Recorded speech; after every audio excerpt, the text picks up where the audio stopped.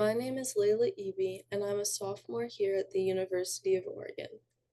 I research sexual abuse in youth treatment facilities and its long-term effects. I will now present my research to you. Suffering in Silence: Exposing and Preventing Sexual Abuse in Youth Treatment Facilities. Sexual abuse in youth treatment facilities is important to me because I have been sent to many of these institutions that promise care to patients struggling with mental health, and they ended up being abusive.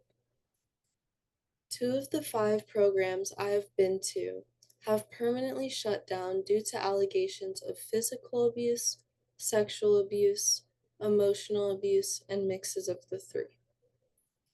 One of the 3 programs still open shut down for a year in 2021 after an incident where a 15-year-old girl ran away under their supervision and was hit by a car and killed on the highway.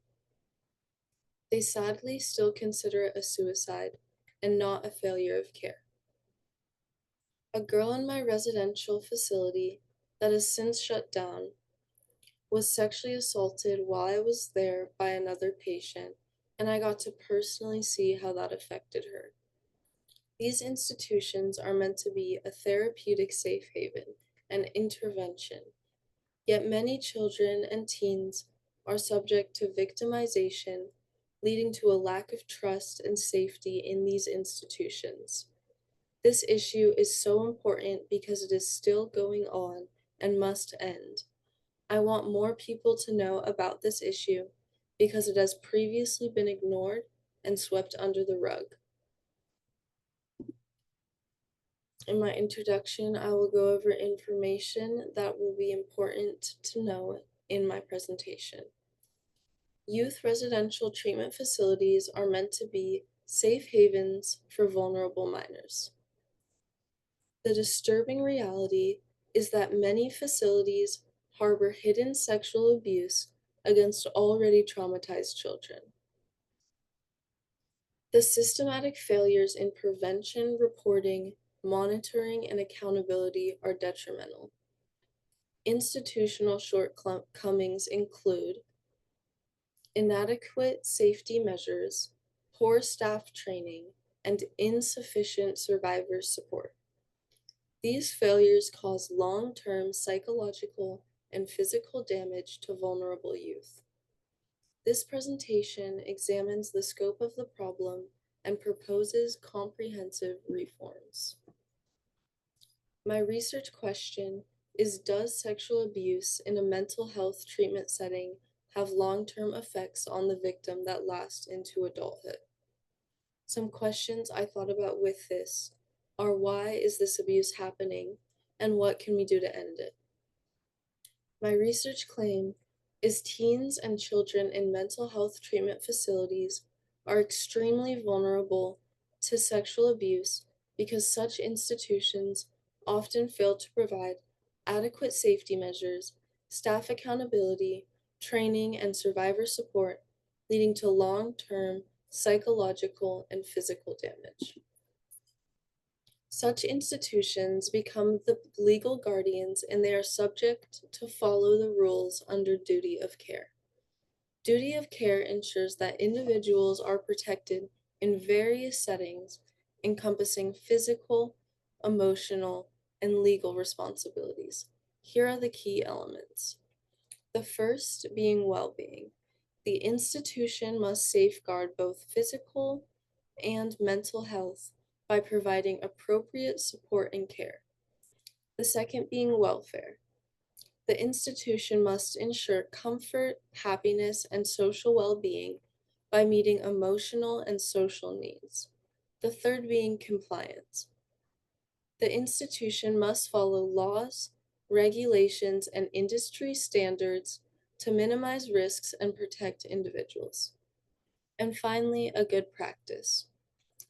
The institution must strive for excellence and fairness by maintaining high standards and ethical conduct in all actions. There are many different types of treatment options, so this is an overview of all the ones I will be referring to in this presentation. Residential treatment programs refer to facilities where minors live temporarily to receive therapeutic help and interventions for mental health, substance abuse issues, or behavioral health.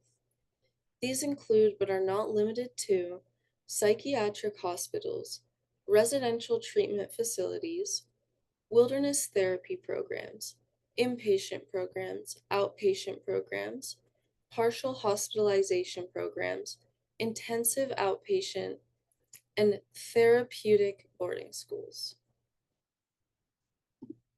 Why do these assaults happen? One critical and repeating factor we see which allows for such abuse to take place is inadequate staff supervision. One court case from a youth treatment center in Australia reveals multiple shortcomings of staff that ultimately led to sexual abuse. The staff would sleep or watch television during night shifts, which led to the development of a sexual misconduct system, disturbingly leading to rape among children aged 8 through 13. When a victim came forward about such abuse to staff, the staff would respond with ridicule instead of using the proper reporting procedures. Disgustingly, no charges were filed, and their only punishment was heightened security, including monitoring frequency. Another main issue that raises the prevalence of sexual abuse in treatment is improper reporting procedures, no access to help, and shaming the victim. In my personal experience, a girl was sexually assaulted by another patient during my time at Vista Dimple Dell, a residential treatment facility in Sandy, Utah. For one, both the victim and perpetrator were people I was close to, and we could not gather a full understanding of what happened. This abuse was never reported to the police by the institution, and still today the victim has not been brought to justice. When she told staff, she was shamed, and nobody believed that such an assault had taken place. This assault happened at night, which led us to believe that staff were not properly supervising us or were never trained on how to properly supervise us in the first place. These examples go to show the failures institutions have in the safety, accountability, and protection of their patients. The long-term effects of sexual abuse. I found an umbrella review that was done that synthesizes findings from 19 meta-analyses that cover 28 long-term outcomes of childhood sexual abuse using 4 million participants and 559 primary studies. They found that childhood sexual assault was linked to 26 of the 28 examined outcomes for survivors in adulthood. The most common issues found were conversion disorder, borderline personality disorder, depression, and anxiety. Many people who experienced childhood sexual assault were reported to develop PTSD at a 38th percentile rate and substance abuse issues at a 28th percentile rate. This confirms the notion that sexual assault and treatment does have long-lasting psychological effects because any childhood sexual abuse has effects that last well into adulthood.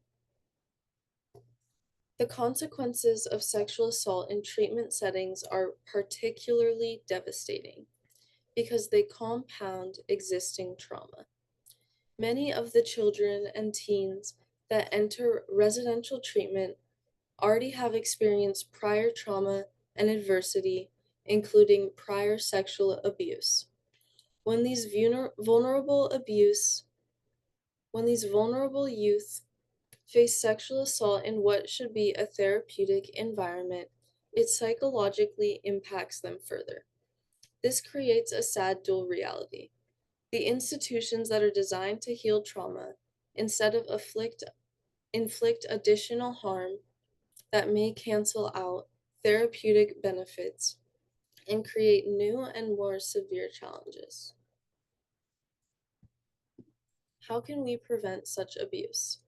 A study was done on whether higher staff to patient ratios increase overall quality of care. They found that it does. Increased staffing means better supervision and fewer instances of sexual assault would occur.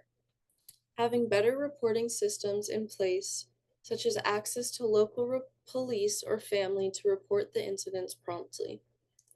Close the treatment centers that continuously allow for sexual abuse to take place in their institutions.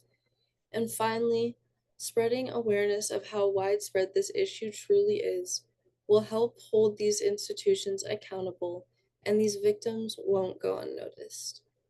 Thank you so much for listening to my presentation.